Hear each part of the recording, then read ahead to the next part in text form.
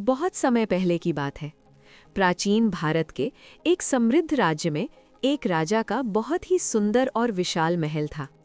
उस महल के शाही अस्तबल में राजा का सबसे प्रिय एक शाही हाथी रहता था। वो हाथी दिखने में बहुत विशाल और ताकतवर था।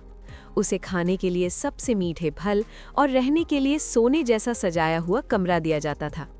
उसकी सेवा में कई नौकर लगे रहते थे। लेकिन इन सब सुख सुविधाओं के बावजूद वो हाथी अंदर से बहुत अकेला था।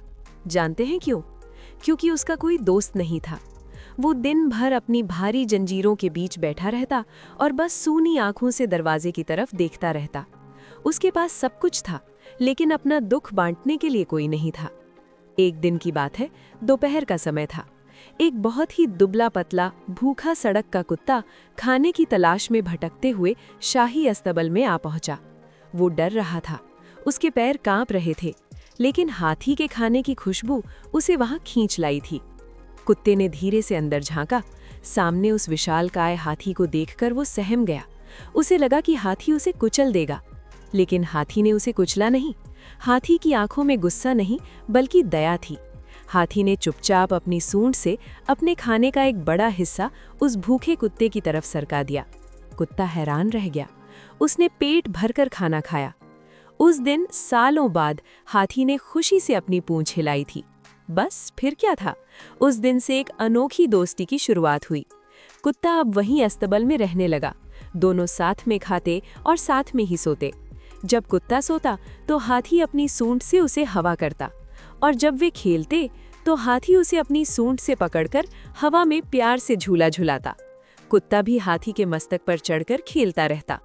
पूरा महल और खुद राजा भी ये देखकर हैरान थे कि इतना विशाल जानवर और इतना छोटा सा जीव एक दूसरे के बिना एक पल भी नहीं रह सकते।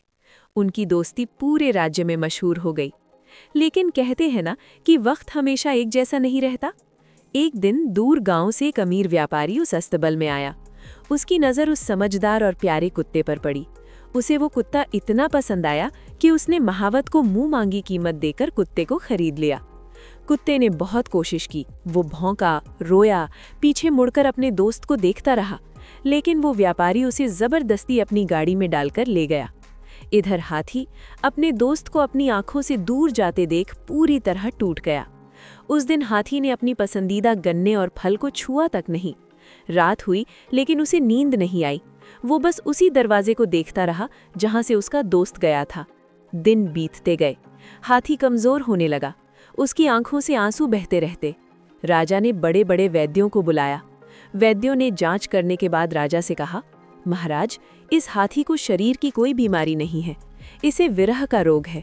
ये अपने मित्र के बिछड़ने के गम में मर रहा है। राजा का दिल पसीज गया।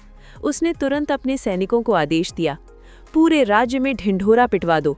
जो भी उस कुत्ते को वापस लाएगा उसे सोने की मोहरें मिलेंगी। उस कुत्ते को तुरंत आजाद किया जाए।